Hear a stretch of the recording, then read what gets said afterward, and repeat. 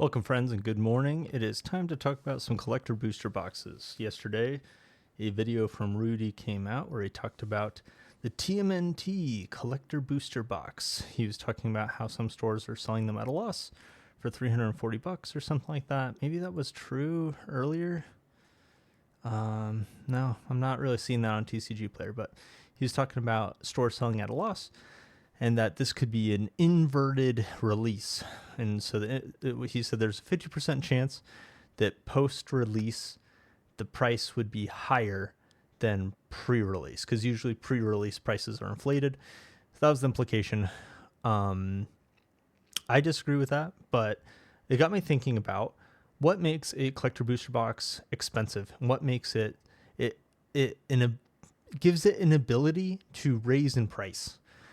Because presumably the people who are pre-ordering now, the only reason you pre-order is because you believe it will be more expensive at release, or because you think it'll be rare and difficult to get a hold of, or whatever.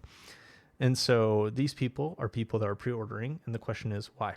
Well, let's explore some other booster boxes. And first, something I wanted to say was Rudy wrote a letter to himself, which is his fancy way of saying that he got an email from somebody who supposedly knows that they cut the print run of TMNT because they're scared about the market rejecting the product. Guess what? This has happened before. You know what happened before? With Ravnica Remastered, which Rudy mentioned, that the supply got cut, and those boxes have aged decently over time. What else got cut was Assassin's Creed. If you're interested, like if you beg me to, I will search and find the video where Rudy says this. But he also got a letter to himself about Assassin's Creed, that they were going to cut the print run because people were not a big fan of this product after cards were spoiled and whatever. People didn't love this. And the interesting thing about Assassin's Creed is that it has never done well. I guess it did shoot up here to like almost $400. You were able to pre-order this, on Amazon for $240, and now it's $340 2 years, well, I guess 18 months later, which isn't the worst gains in the world, but it certainly has not performed like something like Bloomburrow, where Bloomburrow, which came out around the same time, is now $800 a box, and similarly, you were able to pre-order it for around $240. So and let me take a step back real quick. In fact, I'm just going to do full screen me. Take a step back. Anybody can buy something that is scarce and hold on to it for an infinite amount of time and turn a profit, technically. It doesn't take a lot of skill if you already have a bunch of money to make more money. It just takes some time, takes some patience, but you already have a ton of money. And Rudy likes talking like his audience is those people. And I know a lot of his audience and patrons, not a lot, but some of them are those people. They have a ton of money. So for them, just buying cases of stuff and letting it sit is fine. It's not a big deal. They don't have to use credit cards. They have the cash. And that can just be a fun way to let your money grow. Now, for you and for me that don't have infinite money, it's not a plausible strategy to just say like, oh yeah, I can buy Assassin's Creed and just sit on it until it appreciates, or I can buy TMNT or Spider-Man or Avatar or whatever and just sit on it until it appreciates. If you want to make money, or if I want to make money, we don't have the luxury of just buying everything. Now you can say like, well, it's really risky to buy stuff, and it is risky to just buy stuff. Personally, my strategy is I get guaranteed money from flipping, from buying low and selling high, and that generates cash now. And then that also gives me some wiggle room to play with, where I can buy, 5 collector booster boxes of Final Fantasy at around $600 each, and then just sit on those and wait for those to maybe appreciate. I say maybe. We'll get to that in this video. So, okay. The reality is you don't have money to just buy a bunch of TMNT and wait for it to appreciate. It will appreciate eventually, someday, probably. Those are the odds, but that's not something you have the luxury for. So we're going to talk about specifically here the connection between the singles in the box and the price, because we got to start somewhere. And maybe one theory is that the reason why Assassin's Creed has only appreciated by whatever 50%, and the reason why Bloomburrow has quadrupled in price or tripled in price is because the cards inside are better, right? That's one hypothesis, and we can explore that here by taking a look at those cards and thinking to ourselves, does this even make sense? So let's dive in. Let's start with Assassin's Creed, because I think this is a great example. Supposedly the print run got cut. It is a Universes Beyond.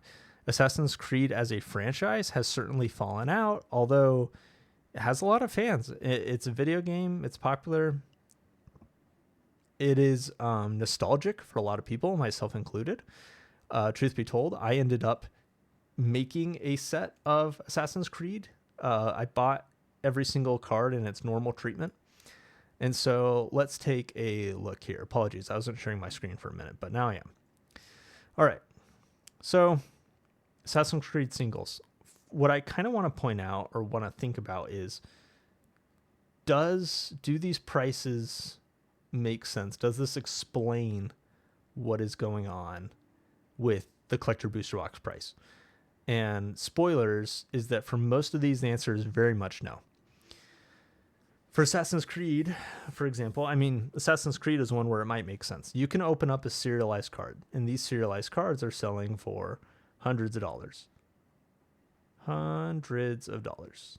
Are they actually selling for hundreds of dollars? Not really. I mean, the market price you can see is way lower than the listed price, which means that people aren't necessarily willing to pay these listed prices.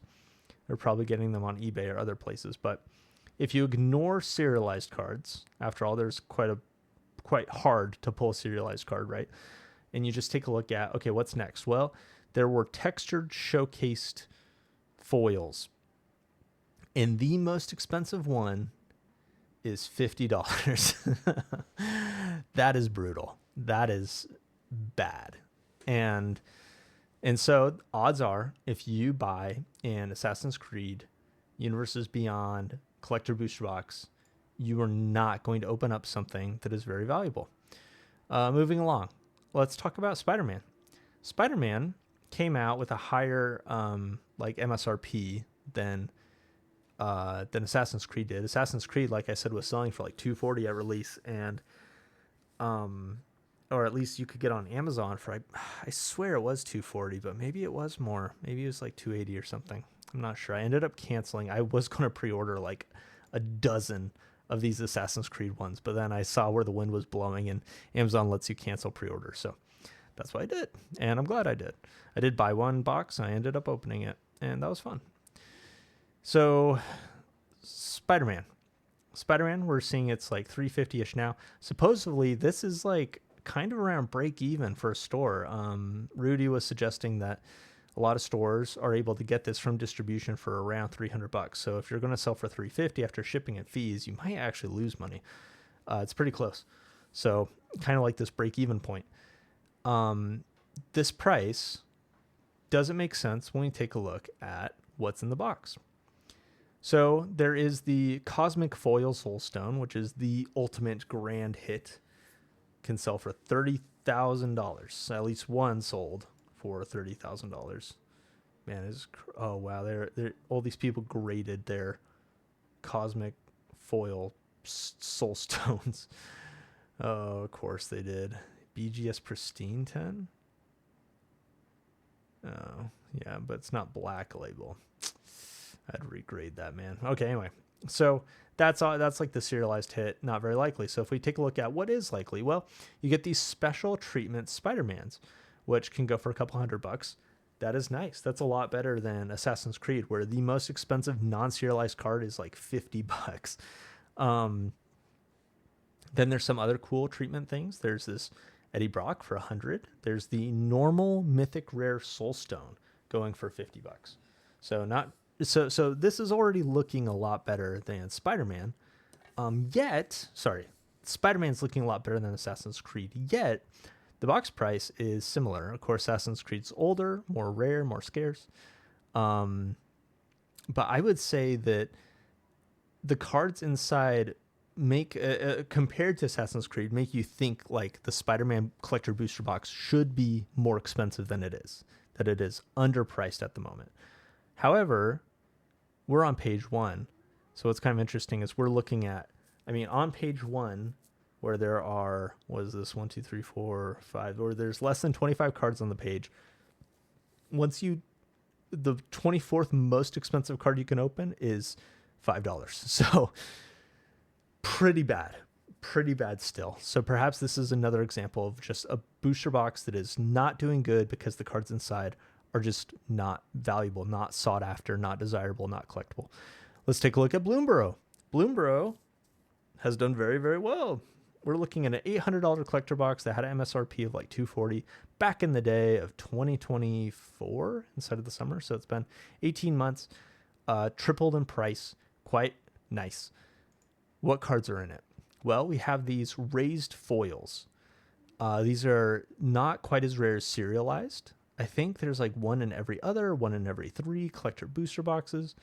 I did open up a Bloomborough. I bought one with the intention of keeping it sealed to sell like today, and then I ended up opening it. This is making me sound like I have no discipline. I do have quite a few collector booster boxes that I don't open, but I did end up opening this one, and I did not open up anything particularly valuable except for a special guest Swords to Plowshares. This foil, pretty cool, but that was like $50. Anyways, I digress. Besides, so some of these raised foils are only $50. And then once you get out of the raised foil territory, we got some $50 cards. We got some $30 cards. On the first page, so unlike Spider-Man, where the cheapest card on the first page is $5, the cheapest card on the first page for Bloomborough is $22. We go on to the second page, and the cheapest card is $5. I wonder what the second page of Spider-Man looks like. Second page of Spider-Man is $2. Yeah. So Bloomborough has more desirable cards in it. Cards that people are willing to pay more money for, period. It doesn't have the Soul Stone, the ultimate cosmic foil $10,000 card, the most expensive card you can open. I mean, this is what's kind of crazy too. So in Spider-Man, I mean, there's a chase where you could open up a whatever, like $30,000 card and then just suddenly have life-changing amount of money. Bloomborough, there's no chance of that. In Bloomborough, the most expensive card you could open is $650, and that doesn't cover the cost of the box. So it's kind of interesting. It makes you wonder, why are the Bloomborough collector booster boxes so expensive? Let's take a look at Final Fantasy even. Final Fantasy is really interesting because the price has gone down. It's gone down from its high. Its high was like $14.50 or something like that. I remember Boys Trip last year, the price of these was changing just day to day. It was going like $1,100 to $1,200 to $1,300 to $1,200. It was crazy. That was back when Pokemon people were still collecting, buying these. Oh my gosh, and people are trying to sell their garbage on here.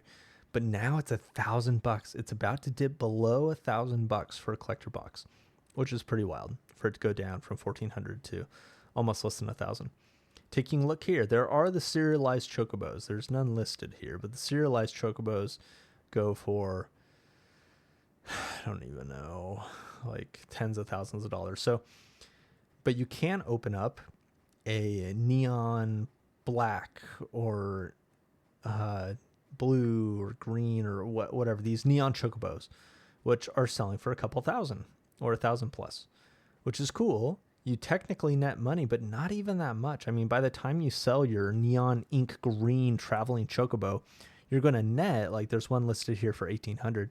So you're going to net, I guess there's a cap on the fees you pay.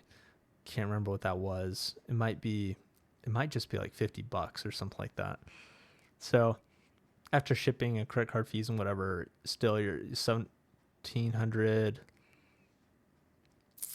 Anyways, I'm not sure exactly, but you're going to net a few $100 opening up one of the chasest, rarest cards from the whole set.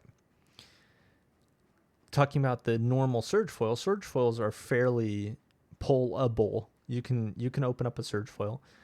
The most expensive one is $300. And then they go down, $150, $125, $80. Wow, our Lightning Army of One surge foil for $80. I guess it's actually like 125. That's kind of tempting. My gosh. It'd be a cool commander. I don't know how to build it and make it good, but I want to. I want to. Wow, this is crazy. Atifa Lara Cart. This is the healthiest woman in Magic in our modern time. It used to be like, well, check out this price history. This used to be a $100, $200 card. And oh, how we've fallen. Every day the grace of God leaves mankind. Yes, now it's like $60. What's interesting is PSA 10s of these sell for like $100. So if you're willing to wait many moons and just chill, you can make $10. Anyway, sorry, I digress. So what's the point? The point is that the cards here are just not worth very much money, yet the collector booster box sells for a lot. So that's the same for Bloomburrow. Avatar, most expensive card you can open is $3,000. But from there, these neon inks barely cover the price of the box, the sealed box, $400. The bottom of the first page, yep, $10. Just not a lot of value here. It is so hard, nigh impossible for these collector booster boxes to actually have value inside of them. So, okay, so I mentioned that there's a theory, like a hypothesis. You could have a hypothesis that it's the cards inside that cause the collector booster box to be the price that they are. And I think that we're adding evidence that suggests that that is not true. There must be something else that is causing the prices of these boxes to be what they are. And, supply demand. Yes, it's supply and demand. It just turns out, I believe fundamentally, it is the fun factor. Just, is it fun to open up these collector booster boxes?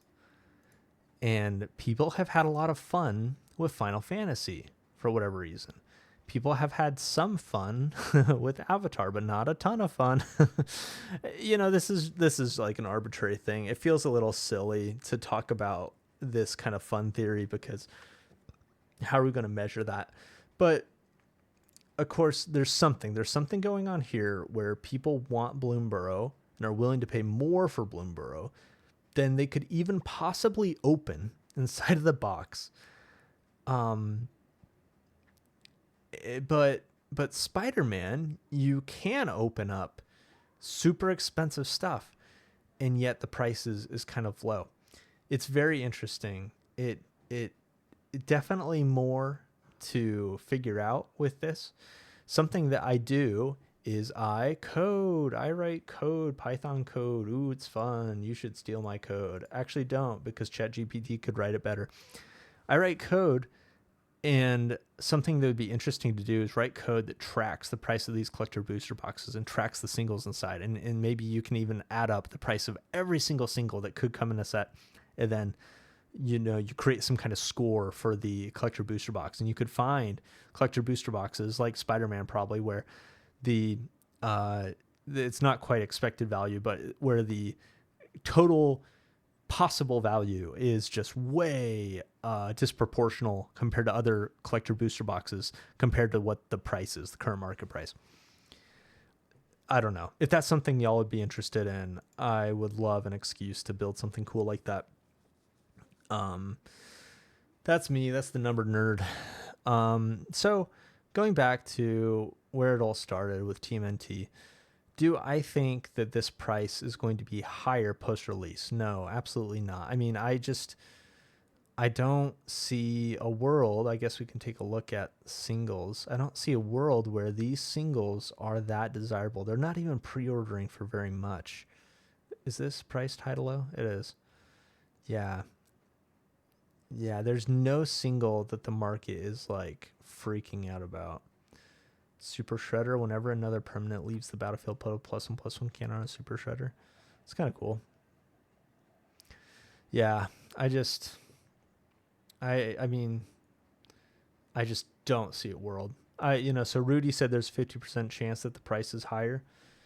Post release, I would say that there's like a 5% chance. There's surge foils in here. Yeah. They're just, I mean, look at these descriptions. 0 to 3 surge foils in like a pack or a box, maybe. Oh no, a booster pack. Each pack contains 0 to 3 surge foils. So it's like there's no serialized card. Oh, I am so sorry.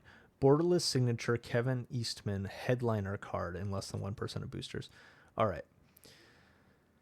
So now the question is, who wants a borderless signature Kevin Eastman headliner card? I don't know. I just don't see this being nearly as fun of an opening experience as something like Bloomborough. Compared to Spider-Man, I think it will be more fun. I think it will be more fun than Spider-Man. It really sucks for Spider-Man that the 24th most expensive card in the set is $5. That really sucks. I think that Teenage Mutant Turtles could beat that. But beating that would not justify like a $450 price out of the gate. I think if I had to guess a price, I'm going to commit to this. We're going to keep track. It's important that if you want to get good at predicting things, Atrioc is good about this, talking about this. If you want to get good at predicting things, you have to hold yourself accountable to it. So I'm actually going to write it down. Let me pull out. Here's my notes for this meeting. So prediction on 1/31/26 is that TMNT collector boxes release weekend sell for $400. Let's see if I get that right or if I get that wrong. And I want to keep track of my predictions and actually hold myself to them so that I can hopefully get better at predicting. Anyways, that was all. Good times.